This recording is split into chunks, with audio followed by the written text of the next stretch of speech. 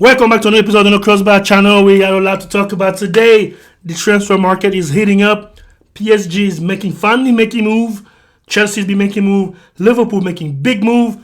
Arsenal, Manchester City, and more. So, without wasting any more time, let's roll.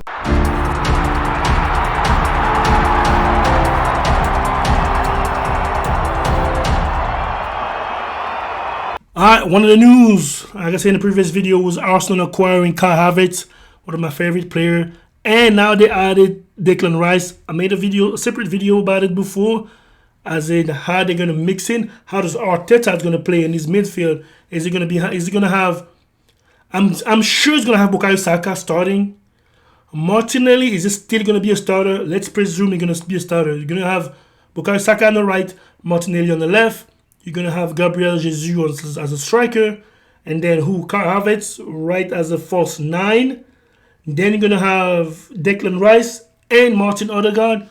It seems like a too attacking of a midfield, especially in the Premier League where teams are really dense in the midfield. The ball's usually won in the midfield. So if Arteta is going to go with, to be honest, only one pure defensive midfield as Declan Rice, because really Martin Odegaard is a box-to-box type, but is really not a defensive midfielder. He's pretty much a creator who helps in defense. So does that make Arsenal a contender for the title? I mean, it has to if you see the spending. Declan Rice, from the number they've been throwing away, 105 million euros. That's a lot for Declan Rice, but again, after you spend all that money, you got to be a contender. But what made Arsenal really a contender this season was the balance between the attack, the midfield, and the defense. Now, if you're bringing in Kai Havertz with the money you spent for him, 70 million euros, he's not going to be a bench player. Also, you have Trossard on the bench, who's a very good player. Honestly, Trossard would have... I kind of prefer Trossard to Martinelli, although Martinelli is younger and has more upside. But Trossard he knows the position, he knows the league more than Martinelli. So you're gonna have on that left flank, let's say, fighting for the number one spot, Trossard and Martinelli. On the right, you only have pretty much Bukayo Saka is the only one, the untouchable on that right flank, and then the striker you got Gabi Jesus. But here's the thing, I guess the way Havertz come into play is, not only can play a false 9, he can also play as a number 9 if Gabriel Jesus is injured, or vice versa. So he can kind of interchange these two. Also, you have Edin Nketiah. To be honest, Nketiah was kind of there to as a replacement for Gabriel Jesus when Gabriel Jesus was injured. So he did a really good job. So let's not just put him as in he's going on the hierarchy. He's probably going to be the third choice of Arteta. And how's he gonna accept that new role when he only had Gabriel Jesus in front of him, and now he's going to be like third and then number 9 hierarchy? Because as much as Kai Havertz is not a number 9, he can play number 9. He's played number 9 in the Champions League final, and he has scored. So as far as his pedigree compared to Nketiah, he's not afraid of scoring big moment as number 9.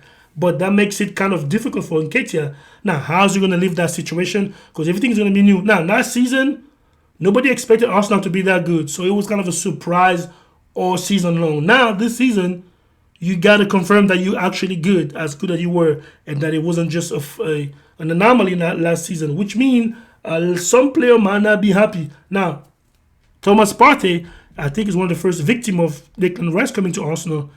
Is he going to stay there? Is he going to be starting? I don't think he's going to start, especially if Arteta is going to play, what's his face? Like I say, Havertz, Odegaard, and Declan Rice, and if he's going to play Martinelli or Trossard and Bukayo Saka on the right, there's no place for Thomas Partey, who he was very vital to last season's success. He scores a bunch of important goals. Also, he was a defensive midfielder that was of very importance, really good at distributing the ball. But now, a player like Declan Rice coming in, Declan Rice plays at least 45 to 50 games a season. He doesn't get injured. He's reliable. And I don't see Partey being on the bench. For accepting a bench role, a role player playing next season, especially the African Cup of Nations coming up in January, and he's one of the Ghana's key pieces in the system. So is he going to accept to be a bench player with Declan Rice coming in? Is he going to share the spot with Declan Rice? Now, they're going to play Champions League football next season. They didn't last season. They did play European as the Europa League. So Arteta has a rich people problem so far, but I'm just saying, if we agree that Kai Havertz is going to start and Declan Rice is going to start, where does Thomas Partey fit in? How does Nketiah fit in? And also Trossard fits in.